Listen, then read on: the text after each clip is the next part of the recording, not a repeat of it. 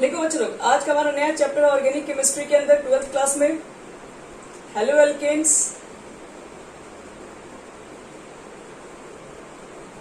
And halo arenes.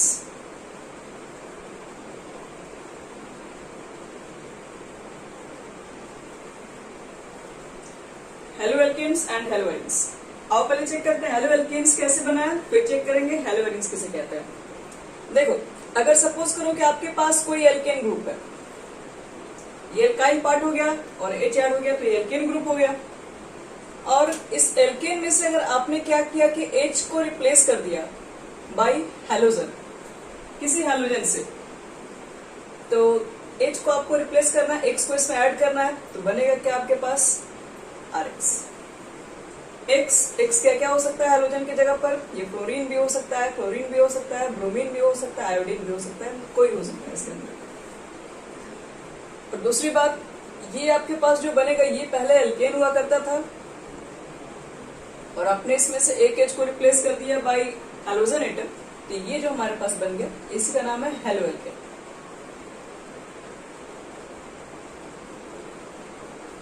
यानी कि आप एल्केन में से H को रिप्लेस कर दोगे बाय हैलोजन एटम तो बन जाएगा हेलो एल्केन।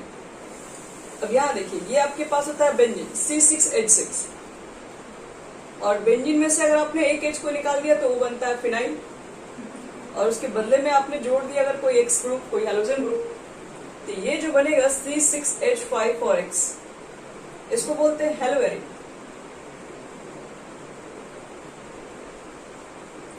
ये हमारे पास जो ग्रुप होगा जिसका नाम होता है हेलो एरिन्स। यानी कि एल्केन में से H को रिप्लेस करने पर हेलो एल्केन्स बनेगा, और बेंजीन में से एक H को रिप्लेस करो बाय X एटम के द्वारा तो वो आपके पास बनेगा हेलो एरिन्स। अब चलो बताते हैं इसकी क्लासिफिकेशन। इसकी क्लासिफिकेशन कैसे कैसे किया गया। जैसे एग्जांपल अगर आप बोलोगे यहाँ पे, तो CH4 एक एल्केन ग्रुप है, मेथेन है, आप इसमें से H को रिप्लेस करके इसके जगह पर आप इसमें से कोई एटम ऐड कर सकते हो। मान लो क्लोरीन ही आपने ऐड कर दिया, तो ये CH3 जो Cl है इसी का नाम है हेलो एल्केन। हेलो एल्केन का मतलब हो गया कि क्लोरोमिथेन। क्लोरोमिथेन ऐसे आईपीसी नेम है, अगर कॉमन नेम बोलोगे तो ये मिथाइल क्लोराइड हो जाएगा। अब यहाँ पे एग्जांपल एक C6H6 अगर आप ले रहे हैं तो इसमें से H को रिप्लेस कर दो बाय क्लोरीन एटम, तो C6H5Cl। ये जो हमारे पास होगा ये हेलो एरिन्स होगा, इसको क्लोरो बेंजीन बोल सकते हैं। तो चलो स्टार्ट करते हैं इसमें।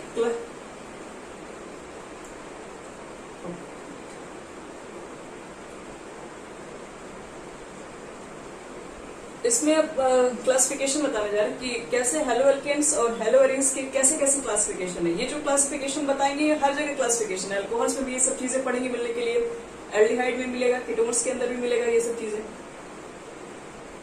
तो देखो यहाँ पे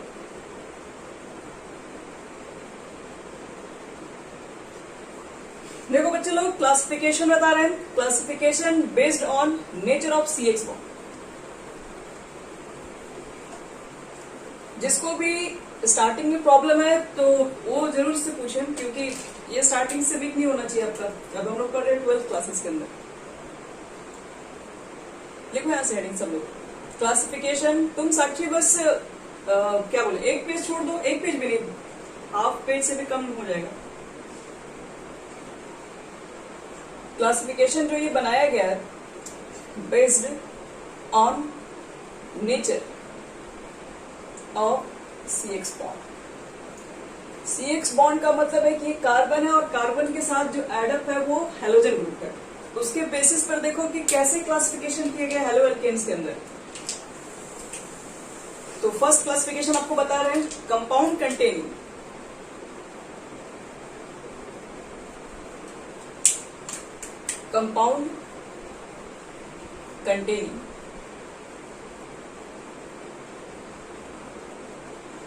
sp3 hybridized CX bond।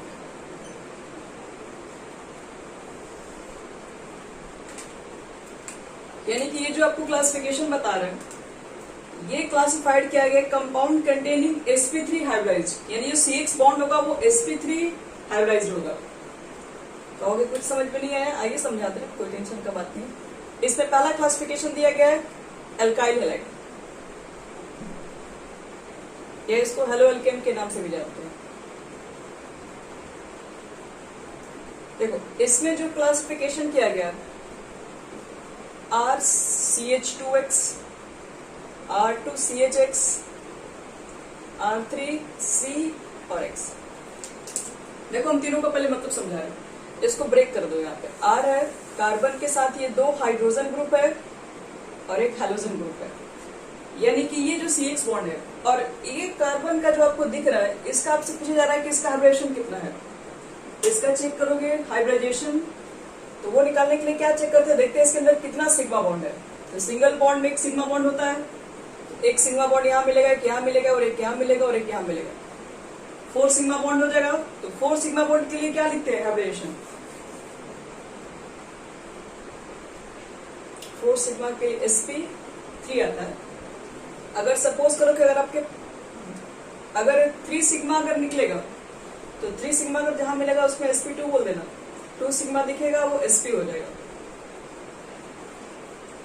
तो यहां पर आपके पास सबसे पहले ये जो CX जो बॉन्ड है, यहाँ वाले जो कार्बन होंगे जो जिससे हैलोजन अटैच होगा उसको चेक करो। यहाँ जो कार्बन है वो 4 सिंगल बॉन्ड, 2 तो हाइड्रोजन ग्रुप से अटैच है और एक आपके पास एल्काइल ग्रुप से अटैच है। तो यानी कि याद रखना इसमें कि हैलोजन जिस कार्बन से अटैच होगा, अगर वो सिर्फ एक ही एल्काइल ग्रुप से अटैच है, मतलब ये तो दोनों हाइड्रोजन ग्रुप है। अब ये मत समझना कि एल्काइल ग्रुप का मतलब सिर्फ CH3 होता है, नहीं, CH3 भी होता है। R की जगह पर क्या लिख सकते हैं, CH3 भी है। R की जगह पर आप C2H5 भी लिख सकते हो। C2H5 को ब्रेक करोगे तो इस तरीके से ब्रेक हो जाता है, CH2CH3 डैश होगा, यहाँ पर बॉन्ड ब्रेक है, C3H7। तो मेरे कहने का मतलब ये सब R ही ग्रुप हो गया, यानी कि एक जिस कार्बन से अटैच है वो कार्बन अगर सिर्फ एक ही एल्काइल ग्रुप से अटैच है तो उसको हम लोग बोलते हैं ना 1 डिग्री, यानी इसको प्राइमरी भी बोलते हैं, 1 डिग्री हेलो एल्केन्स कहते हैं। ये आपके पास जो कार्बन है 1 डिग्री का कार्बन है, ये 1 डिग्री का आपके पास हेलो एल्केन होगा। यहां पर चेक करो, पहले तो आप चेक करो कि इसके अंदर ये लागू है कि नहीं। पहले तो आपको चेक करना है sp3 CX जो बॉन्ड है वो sp3 हाइब्रिडाइज होनी चाहिए। तो पहले C लिख दो, बगल में आपके पास 2 एल्काइल ग्रुप है, लिख दीजिए, एक हाइड्रोजन भी है और एक X ग्रुप भी है। और ये जो हाइड्रोजन जिस कार्बन से अटैच है वो कार्बन तो अगर 2 एल्काइल ग्रुप से अटैच होगा ये 2 डिग्री का हेलो एल्केन कहलाएगा। और दूसरी बात हम लोग देख सकते हैं कि यहाँ पर जो बॉन्ड है वो सब सिंगल बॉन्ड है, यहाँ पर सिग्मा है, सिग्मा है, सिग्मा है, सिग्मा है, यानी 4 सिग्मा फिर से मिल गया। ये फिर से sp3 हाइब्रिडाइज बॉन्ड है CX। फिर यहाँ पे चेक कर लो, यहाँ वाले जो आपके पास कार्बन दिख रहे हैं, इस कार्बन के साथ 3 एल्काइल ग्रुप अटैच है और एक हैलोजन। तो हैलोजन ग्रुप जिस कार्बन से अटैच होगा, अगर वो कार्बन अदर 3 एल्काइल ग्रुप से अटैच होता है तो उसे हम बोलते हैं 3 डिग्री का हेलो एल्केन्स। और सिंस यहाँ पर भी आप देखोगे ये जो कार्बन है चारों तरफ का सिंगल बॉन्ड है, तो ये sp3 हाइब्रिडाइज्ड है। तो ये single 1 degree halo alkanes, 2 degree halo alkanes, 3 degree halo alkanes, ये आपको पहले पहचानने बिल्कुल अच्छे से आना चाहिए कंपाउंड्स के अंदर। ये A क्लासिफिकेशन है। अब इसी में देखो B भी बताते हैं। मिटा रहे बच्चे लोग, ध्यान देते रहना।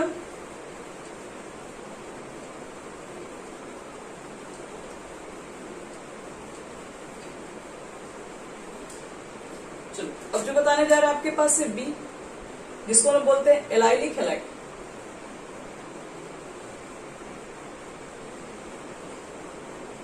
पहले समझते हैं ये एलाइलिक हैलाइड्स क्या होता है। पहले इसके बारे में, चूंकि आप लोग फर्स्ट टाइम पढ़ रहे हो, इसका डेफिनेशन भी हम यहाँ लिखते हैं। In this compounds the halogen atom is linked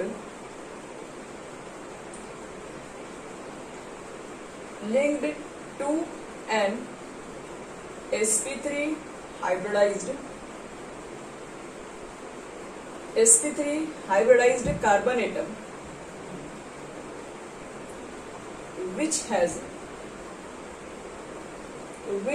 a carbon double bond attached to it.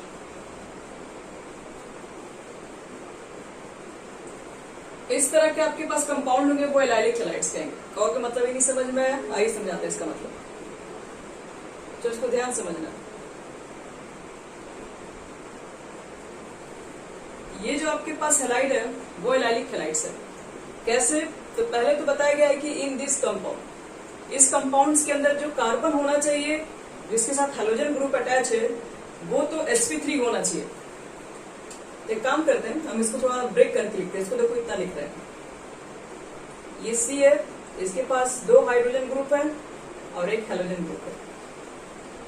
तो आराम से यहाँ पे तुम लोग चेक कर सकते हो कि यहाँ पर जो बॉन्ड है वो टोटल सिंगल बॉन्ड है, तो सब सिग्मा है, 4 सिग्मा है, तो sp3 फिर से आ जाएगा रिलेशन, तो ये sp3 है। ठीक है, ये कंडीशन फॉलो कर रहा है। और कह रहा है कि ये जो आपके पास कार्बन है वो अटैच होना चाहिए, कार्बन डबल बॉन्ड कार्बन से, ये कार्बन अटैच होना चाहिए डबल बॉन्ड, मतलब ये दोनों यानी C डबल बॉन्ड C के बीच में होना चाहिए, इस तरीके से। तो इस तरह का जो भी हैलाइड्स होता है उसको बोलते हैं एलाइलिक हैलाइड। एलाइलिक हैलाइड में याद रखना है कि कार्बन जिस हैलोजन जिस कार्बन से अटैच होना चाहिए वो तो sp3 होना चाहिए, और ये वाला कार्बन जिस कार्बन से अटैच होना चाहिए वो डबल बॉन्ड में होना चाहिए, वो डबल बॉन्ड कार्बन बॉन्ड के साथ होना चाहिए। तो इस तरह के हैलाइड्स को एलाइलिक कहते हैं। देखो एक और एग्जांपल दे रहे हैं, तुम लोग बताना कि वो एलाइलिक है या नहीं। अब चेक कीजिए कंडीशन,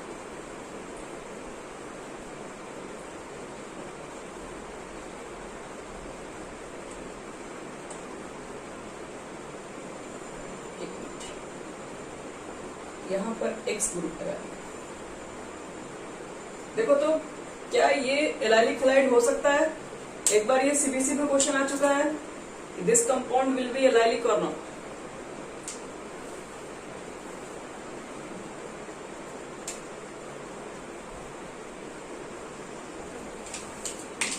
सारे कंडीशन को फॉलो करो बच्चे लोग। यहाँ वाले कार्बन पर देखिए, यहाँ वाले कार्बन पे होना चाहिए sp3, तो देखो ये तो 3 बॉन्ड दिख रहा है, बाकी जो भी होगा उसको हाइड्रोजन मानेंगे हम लोग।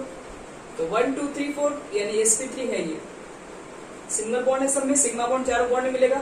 और ये कार्बन जिस कार्बन से अटैच होना चाहिए वो बताया कि डबल बॉन्ड से कनेक्टेड होना चाहिए, तो डबल बॉन्ड से कनेक्टेड है, तो ये सारे कंडीशन को फॉलो कर रहा है, तो ये भी एक एलाइलिक हैलाइड्स हो सकता है। आपको एलाइलिक हैलाइड दे भी सकता है कि आप एग्जाम्पल दे उसको किसी भी तरीके से। ये देखो तो ये हो सकता है कि नहीं, और दे रहे हैं एग्जाम्पल।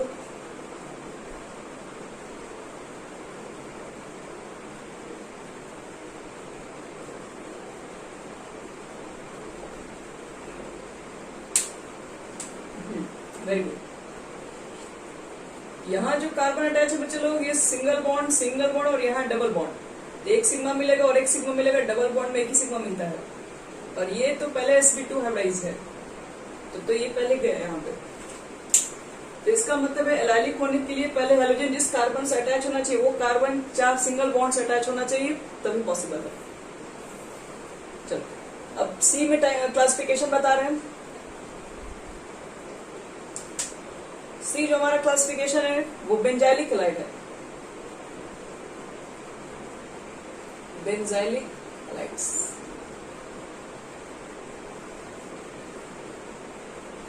हाँ क्या बोलते नहीं लिख पा रही हो क्या?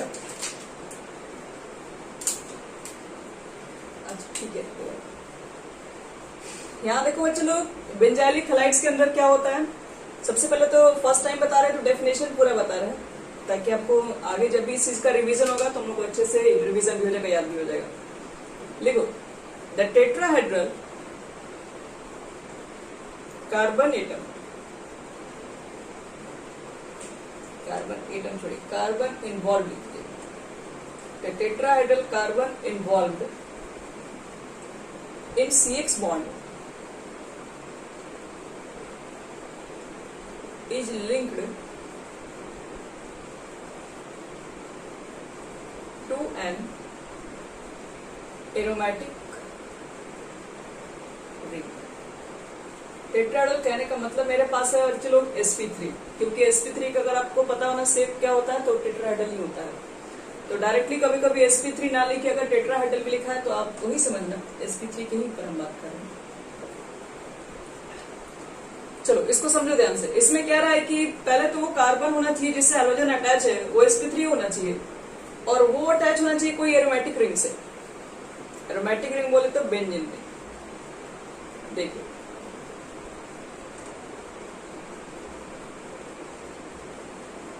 इसको स्पेशल नाम दिया गया है, यही आपके पास बेंजाइलिक हैलाइड है। कहोगे क्या ये एलाइलिक हैलाइड नहीं है? तो एलाइलिक हैलाइड का भी कंडीशन को फॉलो कर रहा है, लेकिन इसके लिए स्पेशल कैटेगरी बना दिया गया। अगर आपके पास देखो, इसको हम ब्रेक करके यहाँ दिखाते हैं, यहाँ वाला कार्बन है, इसमें आपके पास 2 हाइड्रोजन है और इसके साथ एक हाइड्रोजन ग्रुप भी है, और हाइड्रोजन ग्रुप जिस कार्बन से अटैच है वो sp3 है, वो तो बिल्कुल है, सभी सिग्मा बॉन्ड sp3 आ जाएगा। लेकिन ये जो कार्बन से अटैच होना चाहिए वो सॉरी ये जिससे अटैच होना चाहिए वो एक एरोमेटिक रिंग होना चाहिए, ये एक एरोमेटिक रिंग यहाँ पर है। तो इस तरह का स्पेशल हैलाइड है। ऐसे आप चेक करोगे एलाइलिक की कंडीशन को फॉलो कर रहा है कि नहीं, तो एलाइलिक कंडीशन इस कार्बन जिस कार्बन से अटैच है वो डबल बॉन्ड से तो अटैच है नहीं, लेकिन उसको एलाइलिक नहीं बोलेंगे। जिस कंडीशन में अगर वो एरोमेटिक रिंग से अटैच होगा तो उसके लिए एक स्पेशल नाम ही दे दिया गया, उसको आप बेंजाइलिक हैलाइड बोलिए, एलाइलिक मत बोलिए। एलाइलिक का मतलब होगा कि जब वो कार्बन कार्बन होना चाहिए, उसके पीछे कोई एरोमेटिक्स नहीं होनी चाहिए। तो ये हो गया बेंजाइलिक, ये एरोमेटिक रिंग से कनेक्ट होगा, चाहे इसके साथ और कोई भी ग्रुप रहे उससे फर्क नहीं पड़ता, लेकिन हाइड्रोजन जिससे अटैच है वो कार्बन सिर्फ एरोमेटिक रिंग से अगर कनेक्ट होगा तो बेंजाइलिक हैलाइड है। अभी तक ये 3 क्लासिफिकेशन बताया गया था, sp3 यानी क्लासिफिकेशन बेस्ड बताया गया। तो एक तो CX बॉन्ड लिया गया था और यहाँ पर जो हाइब्रेशन था कार्बन का वो sp3 था। अब नेक्स्ट कंपाउंड बनाते हैं जो कि sp2 हाइब्रेशन के फॉर्म पे रहता है, इसको मिटा रहे।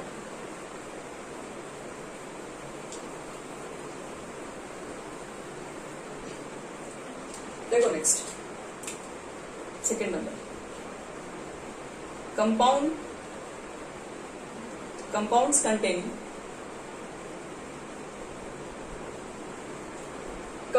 containing sp2 hybridized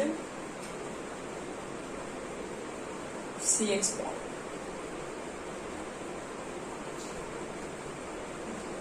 यानी इस बार जो आपके पास कार्बन के साथ जो CX बॉन्ड है वो कार्बन sp2 हाइब्रिडाइजेशन शो करना चाहिए। एग्जांपल्स देखो, एग्जांपल्स को 2 पार्ट में डिवाइड किया गया है।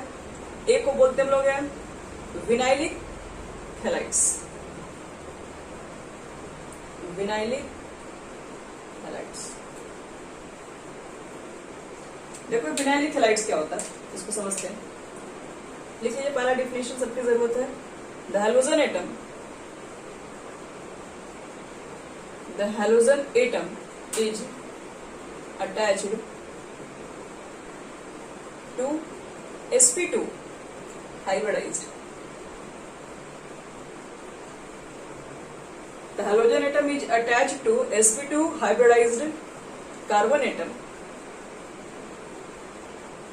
of C double bond C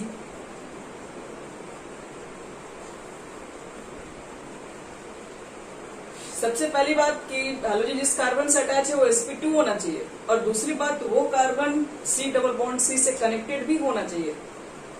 मतलब जैसे एग्जांपल देखा,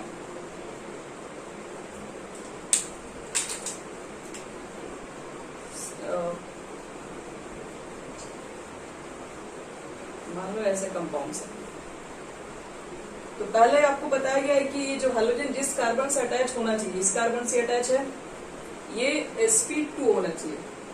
तो sp2 है भी ये, अगर आप चेक करोगे तो सिंगल बॉन्ड डबल बॉन्ड एक इसके पास हाइड्रोजन और भी होगा। तो ये सिग्मा और ये सिग्मा 3 सिग्मा है, तो ये कार्बन आपके पास sp2 है।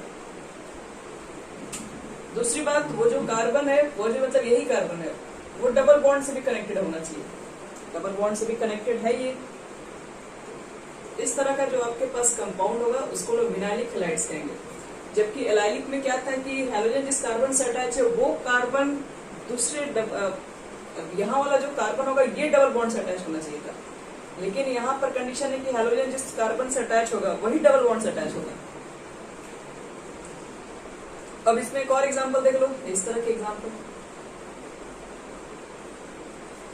यहाँ पर हाइड्रोजन ग्रुप देखो, तो ये विनाइलिक है,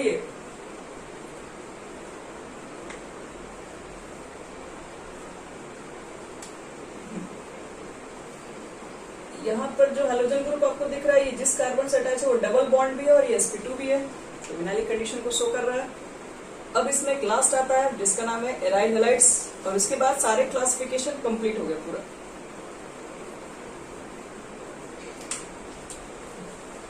बी में लिखो एराइल, ARYL, एराइल हैलाइड्स। देखो इसके अंदर क्या लिखेंगे, द हैलोजन एटम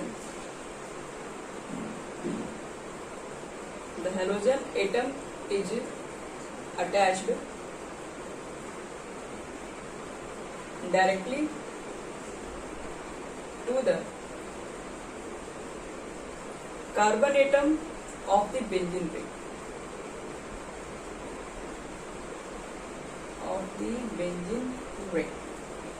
बस। यानी इसमें जो हैलोजन एटम अटैच होगा वो डायरेक्टली बेंजीन रिंग से ही होना चाहिए, बस।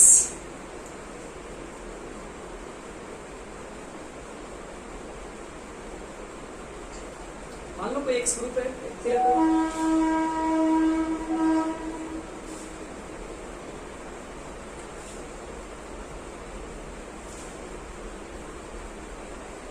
अगर ये हैलोजन, देखो आपके पास वो कंडीशन भी फॉलो कर रहा है, ये कार्बन जिससे अटैच है वो तो sp2 है ही, तो sp2 का तो कंडीशन यहाँ पर दिख ही रहा है, single bond, double bond, single bond, 3 sigma ही मिलेगा, sp2 तो होगा ये वाला कार्बन।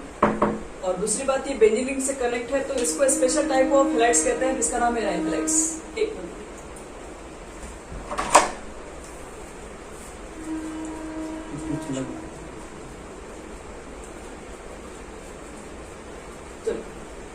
तो ये क्लासिफिकेशन हो गया हमारा कंप्लीट।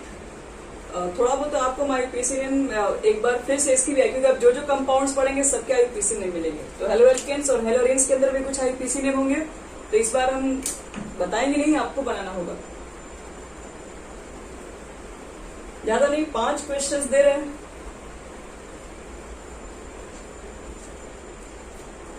चलो फर्स्ट क्वेश्चन आपके पास ये है, एक मिनट ऊपर हेडिंग डाल दो, आईयूपीएसी।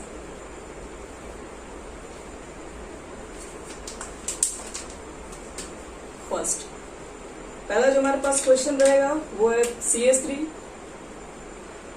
CH2, CH और यहाँ Cl लिखा हो। पहले तो इसके स्ट्रक्चर को आपको अरेंज करना पड़ेगा। क्या इसके स्ट्रक्चर को अरेंज कर लोगे या कर की नेमिंग पूछे? बीच में क्लोरीन आ गया हो जाएगा ना। तुम लोग बोलो बच्चे लोग क्या करें, स्ट्रक्चर को एक्सप्लेन करते कैसे लिखा गया है। ये सब में डैश अगर नहीं भी लिखा रहेगा तो उनको हम लोग देखो मान के चलते हैं कि सब में सब में सिंगल बॉन्ड होता है। दूसरी बात, ये जो लिखा गया ना वो कंडेंस फॉर्म में लिखा गया, इसलिए आपको कभी कभी आपको बॉन्ड दिखेगा भी नहीं, वो सब एक ही फॉर्म में लिख देता है। और इसको अरेंज करना होगा तो याद रखना बीच में कभी भी क्लोरीन यूज नहीं करेंगे। क्लोरीन या तो ऊपर करेंगे या तो डाउन करेंगे, तो और वहीं पे रखेंगे जिसका आप लोग थोड़ा वैलेंसी गड़बड़ करते हैं, वहीं पे रखेंगे जिसका वैलेंसी पूरा नहीं है। तो बीच में हमेशा एक बात याद रखना, अगर कार्बन कभी भी बीच में आता है तो ये सिर्फ इधर कार्बन से तो अटैच पहले से ही होगा, तो यहाँ पर H2 ही सिर्फ वैलेंसी हो सकता है। अगर इसके साथ Cl भी है तो इसका मतलब है कि वैलेंसी यहाँ पर चला जाएगा Cl, क्योंकि एक H तो ऑलरेडी इसके नीचे लगा हुआ है। तो यहीं पर अटैच करना, यहाँ अटैच मत कर दीजिएगा, क्योंकि यहाँ पर कार्बन के पास ऑलरेडी 3 कार्बन 3 हाइड्रोजन है ही इसके पास, और ये कार्बन इस कार्बन से अटैच है तो चौथा बॉन्ड तो हो ही गया इसका। अब क्लोरीन कहाँ डालिएगा इस पे, इसलिए अटैच करते वक्त हमेशा इस चीज को ध्यान रखना, कभी गड़बड़ नहीं होना चाहिए इससे। अब ये तो पहले स्ट्रक्चर में बच्चे लोग कंफ्यूज रहते हैं कि इसको सेट कैसे किया जाए, नेमिंग तो बहुत दूर की बात है। इसको भी आप लोग ट्राई कीजिएगा, पहले आप स्ट्रक्चर को सेव करके आईयूपीएसी नेम कीजिए और जल्दी से मुझे व्हाट्सएप कीजिए। 5 क्वेश्चन दे रहे हैं, ज्यादा नहीं। सब लोग कोशिश करेगा, गलती हो चाहे सही हो, ट्राई सब लोग कीजिए। गलत होगा तो फिर हम लोग सीख जाएंगे।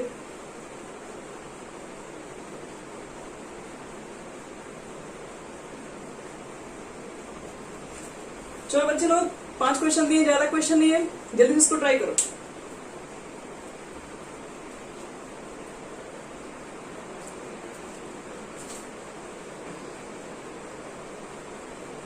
चलो इसका फर्स्ट का नेमिंग क्या बोल रहे हैं आप लोग हैं, 2-chloro-butane, सही है सबका, नो डाउट।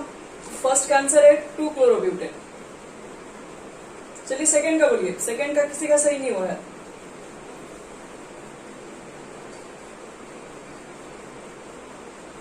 हाँ, तुम बोलो पीयूष, तुम्हारा क्या है?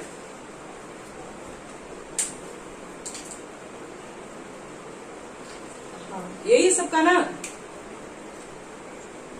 चलो चलो सही है। पहले तो इस स्ट्रक्चर को नहीं, एक मिनट पहले इसको हम ब्रेक करते हैं। ये कार्बन है, इस कार्बन की वैलेंसी होनी चाहिए 4, तो इससे एक अटैच है, तो बाकी ये जो 3 दिख रहा है वो इसी के अगल बगल होगा। CH3 CH3 CH3 और ये CH2 Br। अब देखिए Br आपके पास क्या है, एक मेन ग्रुप होता है, इसको फंक्शनल ग्रुप कहते हैं। तो ये स्टार्टिंग जहां से होगा इसी को 1 डालेंगे ना, 1 2 3, बीच से कहां स्टार्ट है?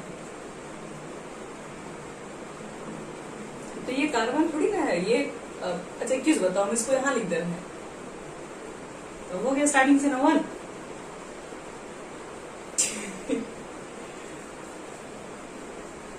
नहीं, वो तुम्हारा इथर ग्रुप था।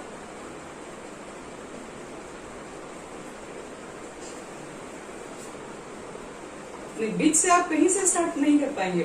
बीच से स्टार्ट करने का कोई रूल नहीं होता। जहां पर बीच में ऑक्सीजन आ जाता है ना, ऑक्सीजन, तो उसका नेमिंग इधर उधर दोनों साइड से होने लगता है, तो वहां पे कंडीशन चेंज होता है। यहाँ पर तो एक ही लाइन में सब कार्बन है, ये कार्बन थोड़ी ना लाइन में। तो लाइन या तो यहाँ से स्टार्ट करोगे या तो यहाँ से स्टार्ट करोगे।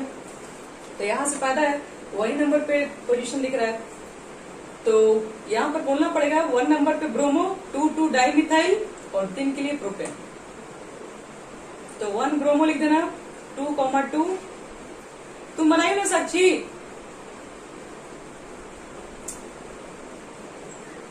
हाँ बनाइए जरूर, क्योंकि टेस्ट में आप बनाए नहीं थे, इसलिए अभी कोशिश कीजिए पूरा। अब चेक करो तो इसका नेमिंग क्या लिखे, पहले तुम लोग बोलो, उसके बाद हम बोलेंगे।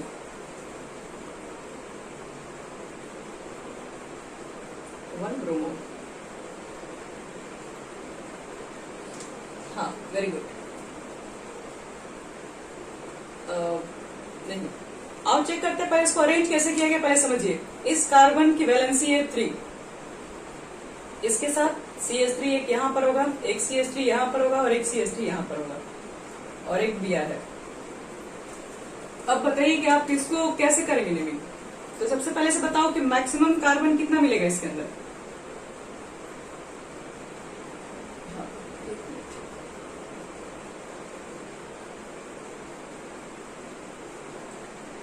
इसके अंदर 3 मैक्सिमम कार्बन है। तो अब देखो इसके नेमिंग कैसे करते हैं। तो यहां से आप देखिए 1 यहां नहीं दे सकते हैं, रीजन क्योंकि ये बीच से हो गया, लॉन्गेस्ट कार्बन चेन तो यही ना 3 आएगा। तो 1 2 3, तो ये साइड चेन ये बन गया। तो 2 ब्रोमो 2 मिथाइल प्रोपेन, ये हो जाएगा 2 ब्रोमो 2 मिथाइल प्रोपेन। चलो लास्ट वाले का नेमिंग बोलिए, इसका गलत होगा वो सुधार लेगा।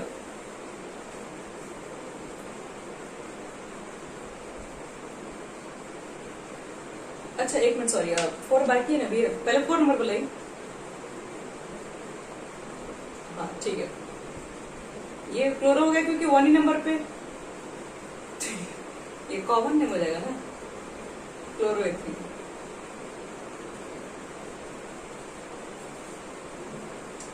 ये विनाइलिक है पोजीशन, क्यों है? क्योंकि आपको बताया गया है कि ये जो हैलोजन जिस कार्बन से अटैच है वो डबल बॉन्ड है, इसलिए इसको विनाइलिक भी बोला जा सकता है। चलो ये बताओ तो,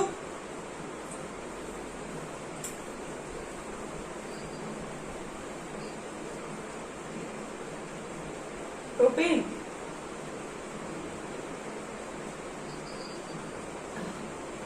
हाँ तो देखो अब यहाँ पर देखो, अब सोचो कि हम यहाँ पर 1 क्यों नहीं दिए, तो रीजन है पहले आपको बता चुका है।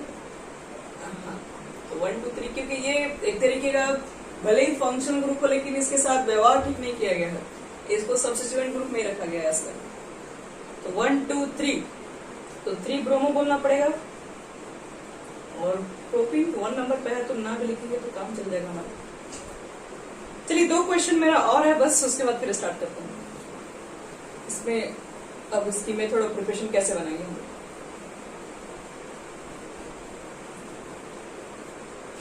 चलो दो क्वेश्चन हमारा ये है।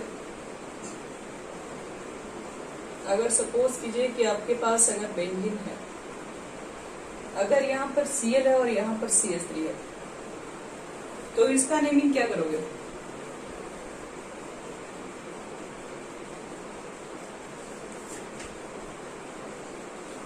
देखो ये भी साइड चेन की तरह काम करेगा, ये भी साइड चेन की तरह काम करेगा, तो आपका पहला प्रायोरिटी हो जाएगा कि अब दोनों अल्फाबेटिकल में पहले कौन आएगा।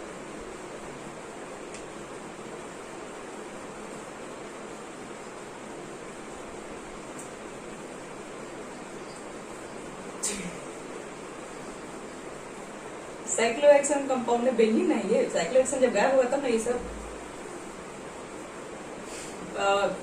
क्लोरो जो होगा बच्चे लोग 1 नंबर पे देंगे। 1 नंबर पे क्यों देंगे? क्योंकि अल्फाबेटिकल पहले नंबर पे ही क्लोरो पड़ जाएगा, तो C पहले आ जाएगा, मिथाइल बाद में आएगा, तो इसको बोलेंगे 1 क्लोरो और 2 मिथाइल बेंजीन। या तो ये बोल दीजिए, और आजकल एक नया फैशन चल रहा है इसका नेमिंग का, क्या? तो 1 2, हाँ ये बेंजीन के ऊपर अगर CH3 ग्रुप है तो उसको टॉलून भी बोलते हैं, तो ये भी सही है। 2 क्लोरो और टॉलून। अगर बेंजीन के ऊपर कोई ग्रुप अटैच है कहोगे तो फिर हम लोग इसको 2 मिथाइल क्लोरोबेंजीन क्यों नहीं बोले? क्योंकि 2 मिथाइल क्लोरोबेंजीन आप बोल रहे हैं, तो बेंजीन के लिए आप बोल रहे हैं, तो एक तरीके से यही वापस बोल रहे हो। जब उसको बेंजीन ही बोलना है तब तो अल्फाबेटिकल चेक करना ही पड़ेगा वहां पे पहले कौन सा है। लेकिन स्पेशल नेमिंग होता है, बेंजीन के ऊपर CH3 ग्रुप का एक स्पेशल जब नेम है तो उस नेमिंग का आप साइड में यूज कर सकते हैं, तो उसके रिस्पेक्ट में ये बन जाएगा आपका साइड चेक। तो ये भी चीजें आजकल की चल रही है और ये भी चीजें हैं, आपको जो भी आता है अच्छे से आप दोनों में से कोई लिख सकते हैं। लेकिन एक क्वेश्चन जो CBSE में आया हुआ है, लेकिन क्वेश्चन बहुत लोग वो गलत करेंगे और शायद यहाँ पर गलत बताएंगे भी बहुत सारे। चलो अभी क्वेश्चन आपको हम देख पूछ लेते हैं।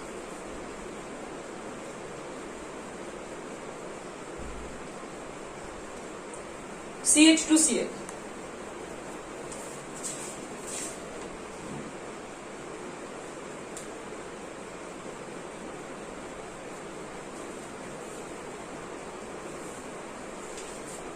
इस कंपाउंड का IUPAC नेम क्या होगा?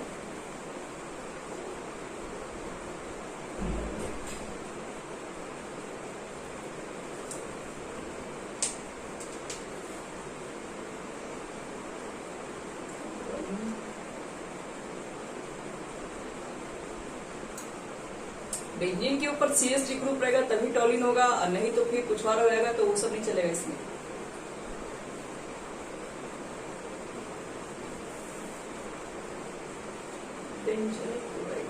ये सब तो कॉमन नेम हो जाएगा। बेंजाइल क्लोराइड कहते तो है लेकिन कॉमन नेम है।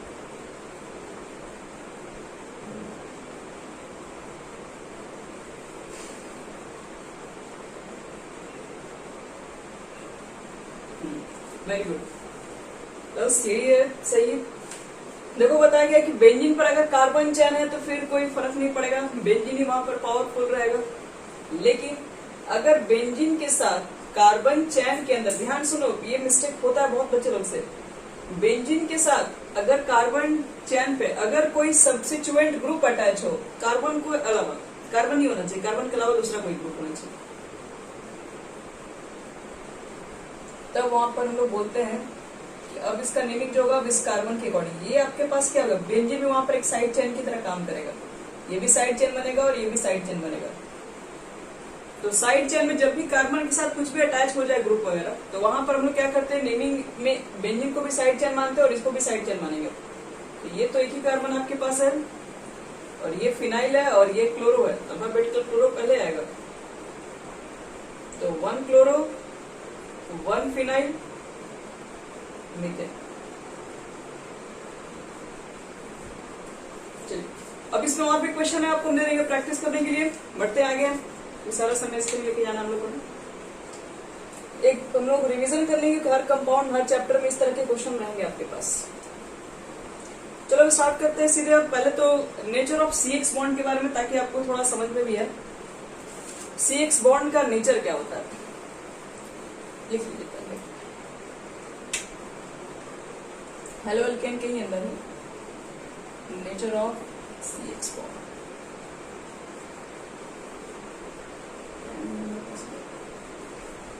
देखो लिखो due to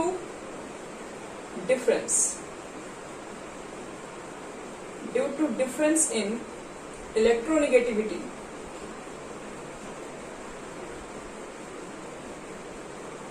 of carbon and halogen मतलब X,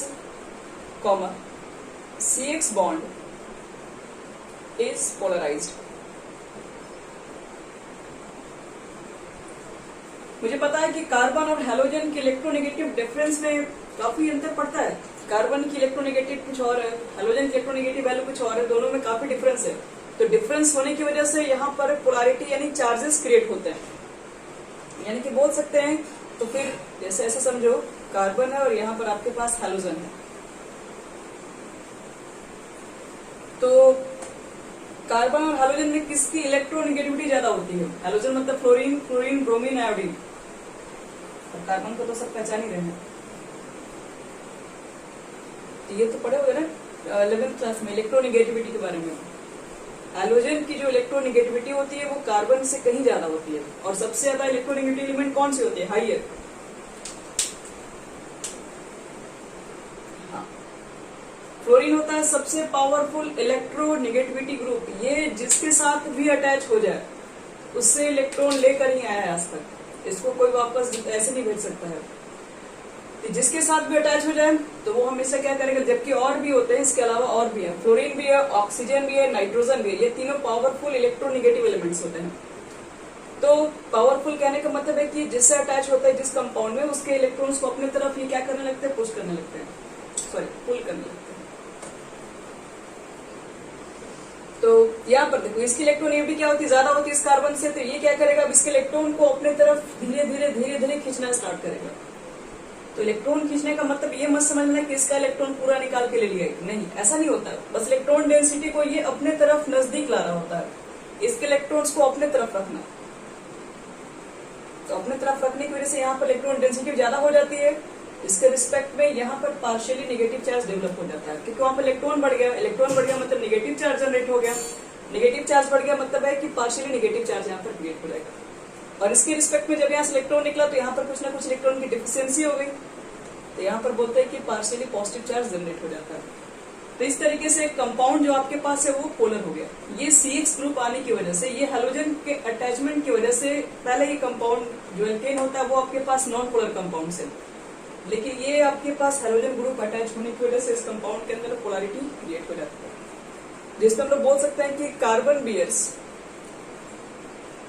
कार्बन क्या बियर्स करता है, a partially positive charge, a partially positive charge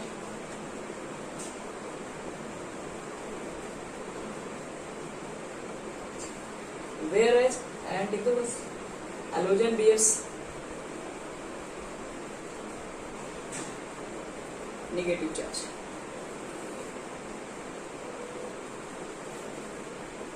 और अगर चेक किया जाए कार्बन और हैलोजन बॉन्ड के बारे में, यानी कार्बन और CX बॉन्ड के बारे में, तो CX बॉन्ड जो होता है वो क्या होता है, बॉन्ड लेंथ ये बढ़ते रहता है, इंक्रीजेस होगा फ्रॉम CF टू Cl।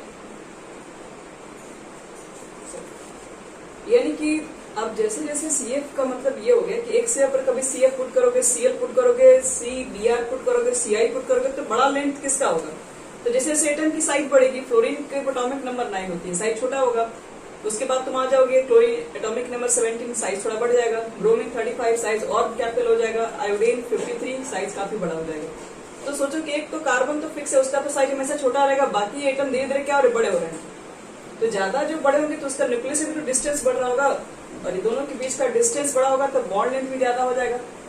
अगर बॉन्ड लेंथ ज्यादा हो गया तो वो आसानी से ब्रेक भी हो जाता है। तो सीआई बॉन्ड क्या होता है, सीआई जो बॉन्ड आपके पास होगा वो जल्दी ब्रेक होगा और केमिकल रिएक्शन में इसका पार्टिसिपेशन कुछ ज्यादा ही होगा, बहुत फास्ट रिएक्शन शो करेगा। सीएफ जो बॉन्ड होता है वो बहुत जल्दी उसको ब्रेक नहीं किया जा सकता है क्योंकि इसके बीच का डिस्टेंस बहुत कम है। तो डिस्टेंस कम है तो पॉजिटिव नेगेटिव काफी दूसरे को पकड़ के रखेगा, तो इसलिए यहाँ पर ज्यादातर आप देखेंगे ये जल्दी बॉन्ड ब्रेक होता नहीं है, इसलिए इसके रिएक्शंस बहुत कम मिलेंगे पढ़ने के लिए हम लोग। यहाँ पे लिख दो as the size of halogen atom increases.